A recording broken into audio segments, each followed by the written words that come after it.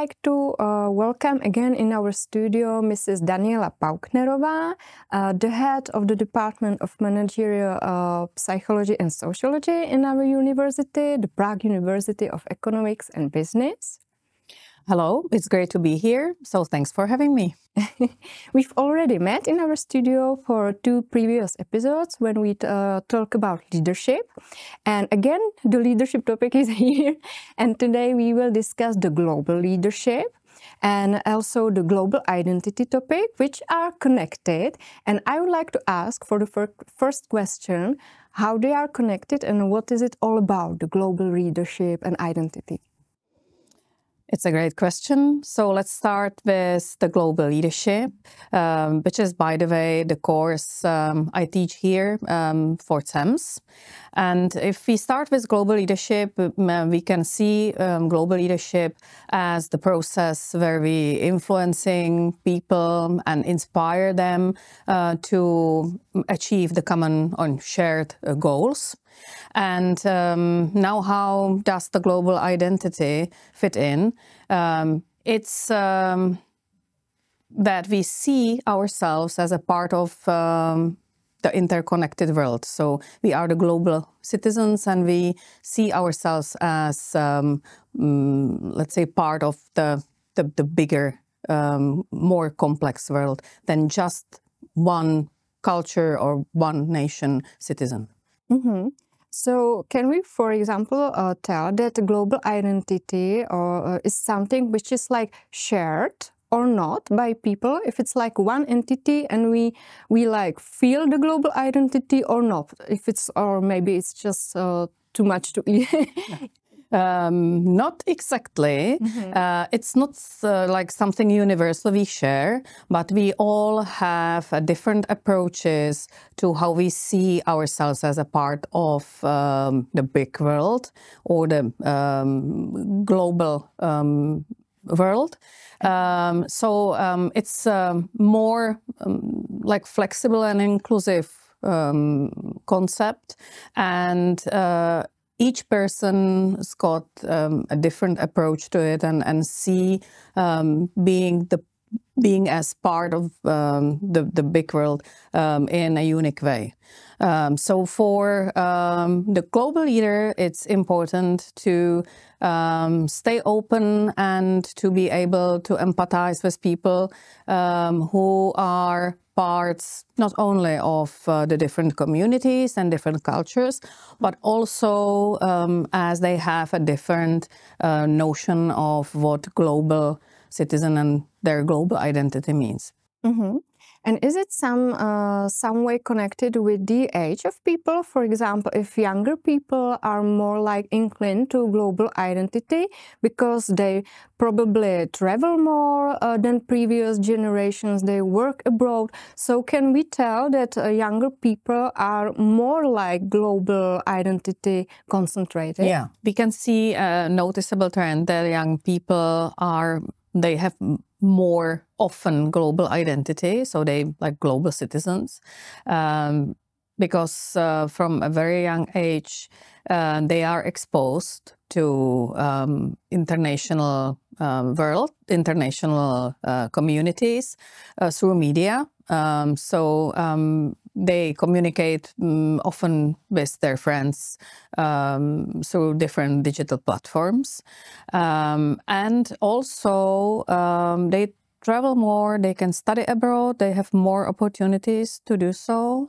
And also they often study, for example, at our university, where they can meet with people from other cultures, of other nationalities, so they are more exposed to international environment, and so they more probably can have the global identity as well. Mm-hmm. You now mentioned culture, because the global identity and leadership is also connected a lot with the cultural intelligence, which is the ability to work and communicate with people from different cultures. And is there any way how we can develop or improve our cultural intelligence? Because it's intelligence. So if there is a way to increase it? Yeah, sure, because it's a part of our like abilities, what we have, and it's really about understanding the other cultures and people from different cultures. It's about communication and how we are able to empathize with people from different cultures. So what we should start with is to build the culture awareness, which is about being aware of our own culture and how it's embedded in our minds, because sometimes we don't realize that it's really subconscious, and it's about a set of values which are like specific for our culture, and of course then they shape how we see the world. So that's the first, to be aware of that and to be aware of the differences we can see around the world, and people from different cultures and their different customs they have. And it's about practice, of course. So the more we travel, the better we are at empathizing with other people, with being able to see the differences, but also to have more the sense of shared humanity, which is part of the global identity as well. So let's say that culture intelligence is an important tool we can use to connect with people from other cultures. Mm-hmm.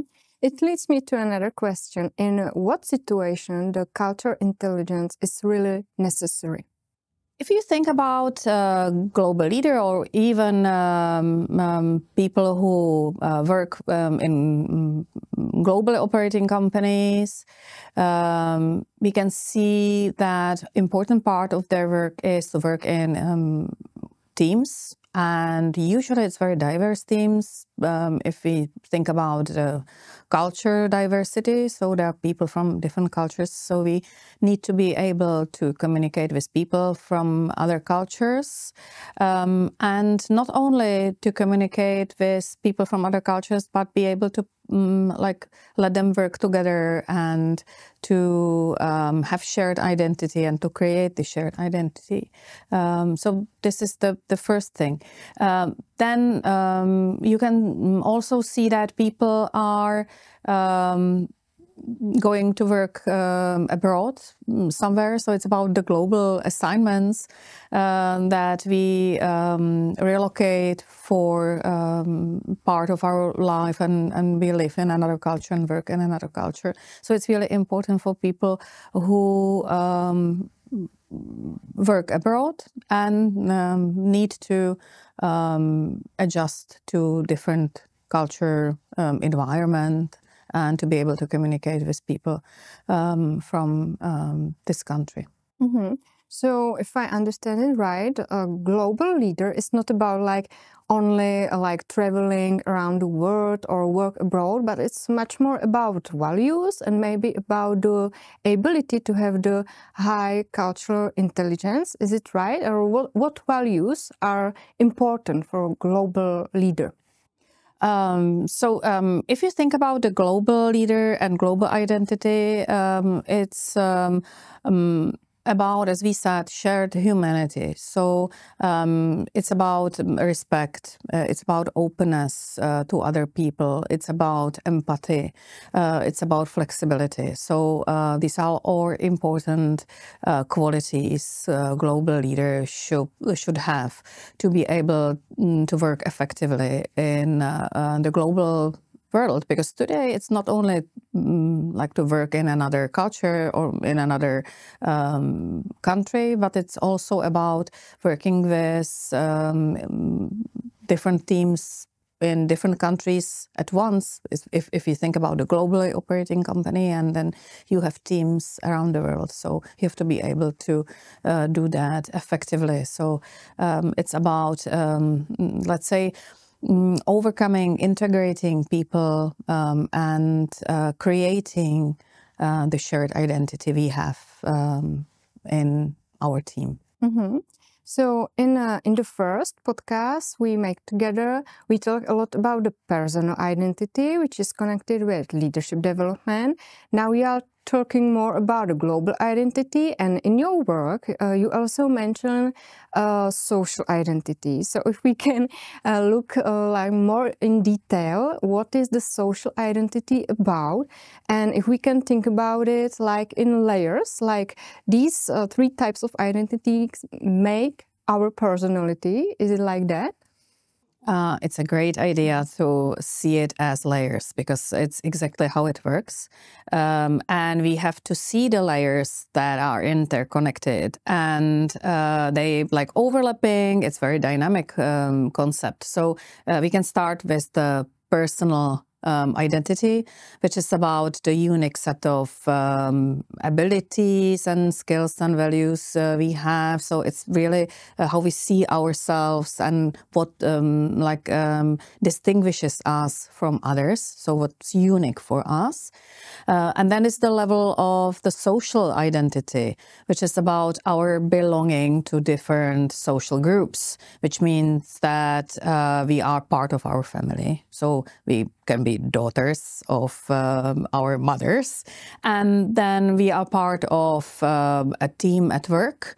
We are part of other communities. So it's about the membership and the social roles we play in the different groups we are members of. And then we have the global identity, like on top, because it's the identity which is connected to be part of the world. So we can be all at once the social, let's say, the member of our family, but also we can see it as a global citizen, so to be identified with the world as a whole as well.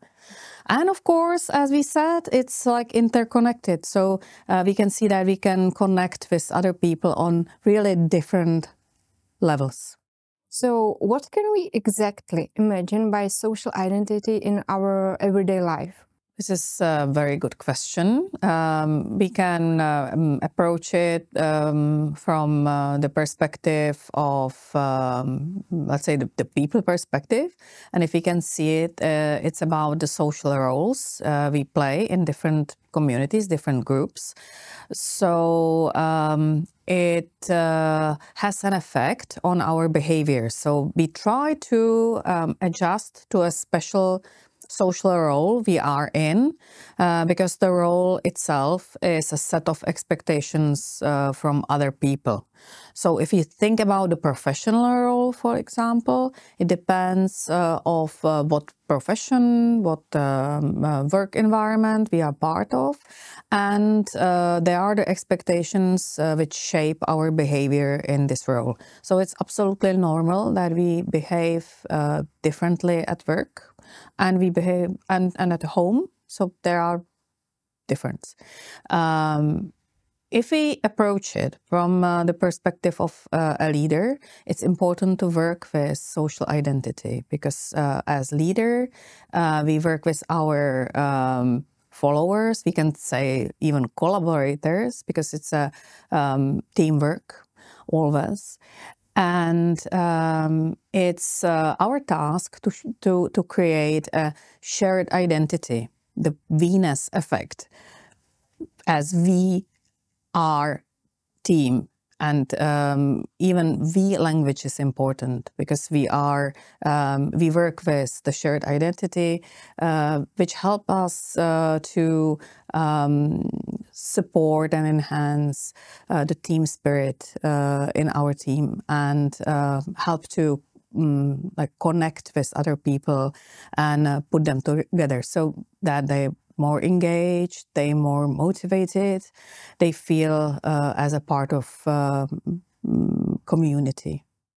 So we heard a lot of new keywords today, like from cultural intelligence to social identity to global leadership. And my final question is, how are all these topics or keywords connected, as we have the whole imagination what it's all about, or whole picture? If we see it from the point of view of a global leader, then we can start with cultural intelligence as an ability. We need to be able to communicate, to collaborate with people from other parts of the world. Then we can think about the social identity as an important shared identity we have in our work team. Which we work on and trying to enhance. We can, for example, we can do team building activities, team building events to help to enhance it. But also it's about the everyday actions we take. And then there is the global identity, as we all in our team feel that we are part of the interconnected world, and we have to be aware of the consequences our actions will have on the other parts of the world. So we should be sustainable and responsible if we make decisions, because it can have an effect which we should be aware of, which can be then seen in the other part of the world. So, Mrs. Pauknerová, thank you for our today's conversation about global leadership and global identity. And as you explain us all the connections with the cultural intelligence and social identity. And to be honest, I'll be very happy if we meet again in some conversation from your research topics. Thanks a lot for inviting me, and I'm looking forward to meet with you again. Thank you, and have a nice day.